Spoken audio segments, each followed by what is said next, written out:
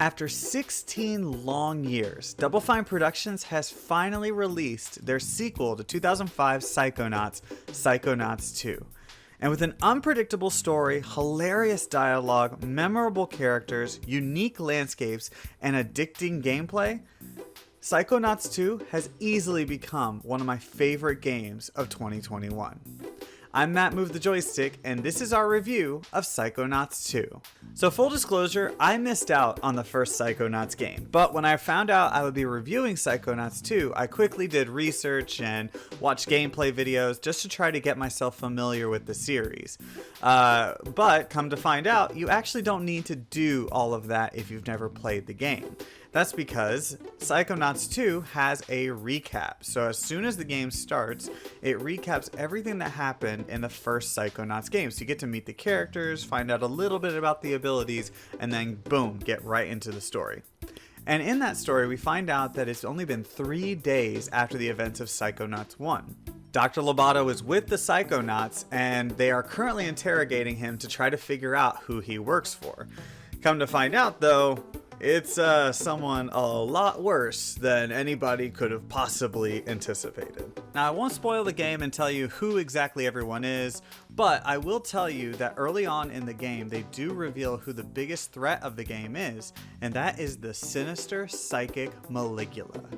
When the Psychonauts find out about Maligula, they uncover a plot to restore her back to life in order to, I guess, take over the world, essentially. That's not completely explained, but it's one of those things where you kind of figure out it is to take over the world, essentially. And also they uncover that there is a mole within the Psychonauts. The game becomes a whole big whodunit mystery along with a race against time.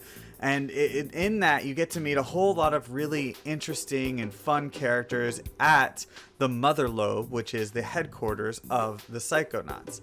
Unfortunately, Raz doesn't become a Psychonaut to start with. Instead, he becomes part of the intern program. And it's there that we actually get to meet a lot of the new characters in the game. And these interns are absolutely ruthless with Raz half the time. A lot of the things that Raz got away with in the first Psychonauts game, yeah, these kids do not let him get away with pretty much anything. I will say though about the interns, they do play a pretty fun and interesting role early on in the game, but it does feel like midway through the game they're kind of forgotten in a way.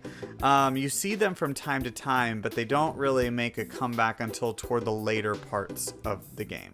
Another great part of Psychonauts 2 is the fact that you get to meet Raz's family.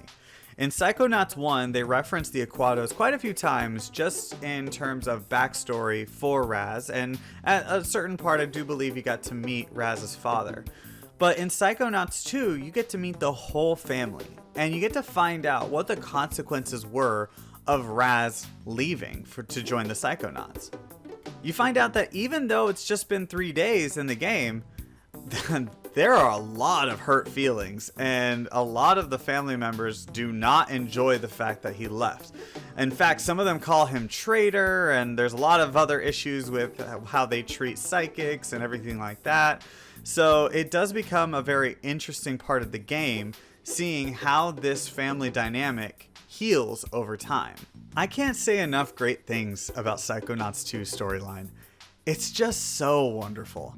I left there with a giant grin on my face, straight up ear to ear, because the whole game itself, the storyline, is just so fun. The amazing characters that you meet along the way, and the different scenarios and situations that you guys go under, and the worlds and landscapes that you explore are just so memorable and absolutely fun. Plus, I mean, it is probably some of the funniest dialogue that I've experienced in gaming ever. Like, I mean, South Park was probably the last time that I was laughing as much as I was. But it's different because in Psychonauts 2, the humor is clever and it's witty, but it's just so very much enjoyable. Now, Psychonauts is known for being weird and funny and outlandish and just a little kooky and crazy at times. And that's exactly what Psychonauts 2 is. But more than that, I left feeling like Psychonauts 2 was more of a game of healing than anything else, with kind of a humor being part of the side course. It's just Psychonauts 2 explores a lot of mental health issues than I think any other game I've ever experienced. Because of the fact that they're able to go into people's minds, and you're able to see different traumas, and you get this like feeling of closure for a lot of issues and a lot of emotional baggage that people have. And I really love that about Psychonauts 2, is that there was just this overall message of healing, that it's okay to feel how you feel, and it gets better over time. And I think more games need to explore that, and I'm glad that Psychonauts 2 did. Switching gears over to gameplay now, one of the best parts of Psychonauts 2 is the level design. Because this game takes place inside people's minds, you get to experience a lot of very unique levels, and a lot of levels that I just never saw coming. It's because the game tries to highlight the fact that we all see things in a different point of view, in a different aspect. And as such, it makes for some really fun gameplay experiences, and really, really memorable ones at that. For instance, you experience rolling around on a bowling ball. You go through this psychedelic rainbow world that I assume was stripped out of the pages of Woodstock. You even have this like water world that is supposed to be symbolic of like alcoholism and everything like that. The whole game is just so innovative with its level design, and no two levels ever felt the same, and I love that about it. It was an absolute blast to play because it was very unpredictable. You never knew what was coming next. And while we're talking about gameplay, let's talk about combat mechanics. Psychonauts 2 has a really great combat system. It's really fun, it's explosive, and it's fast-paced at times. Also, I mean, it does kind of feel a little dangerous in different moments because there were a lot of times where I didn't feel like I was going to get out of a particular situation. One of the great parts of Psychonauts 2 is the fact that all the abilities that you learned in Psychonauts 1, or seemingly all of them that you learned, are available to you at the beginning of Psychonauts 2. Because, I mean, it's only been 3 days, you should definitely remember them, but too many games try to do that weird thing where they make you forget and have to relearn all your abilities again. Psychonauts 2 doesn't really do that. You learn new abilities as you go along, but the ones that you got from camp are the ones that you start out with. Also, every single one of those abilities does serve a purpose both inside combat and outside of combat. It may not feel like it at first, but as you play the game, every single one of those mechanics does have a purpose, and it's really fun to see.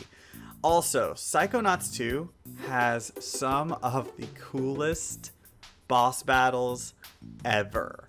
Like, I'm sure you've seen so far in some of these clips in this video, different little boss battles. I mean, you can tell which ones are the boss battles and which ones are not. But they are so innovative, so much fun, and so cool. And they do make you think a lot of the times of what you need to do to get out of that predicament. Overall, I absolutely adore Psychonauts 2. The storyline was just chef's kiss. It was perfect. It was amazing. I honestly can't really find any real flaws in the story itself. There were a couple of issues here and there with like maybe different cinematics abruptly ending, or maybe the frustration of like switching abilities here and there. I was playing on a keyboard on a PC, so that can be a little cumbersome at times. But the game itself was just such a memorable and wonderful experience. I loved all of the different collectibles, the different side quests. The leveling system was really easy to learn, all of that. Overall, though, just the game itself is one that I feel like everyone does need to play. It's by far my favorite Xbox exclusive game, and it's one of my favorite games of 2021, and one that I would wholeheartedly suggest. But that's it. That's our review for Psychonauts 2. Let us know what you think about the game in the comments section below. Also, don't forget to like, share, and subscribe. Hit the bell for notifications on more game reviews and other tech reviews. I'm Matt Move the Joystick. Thank you so much for watching.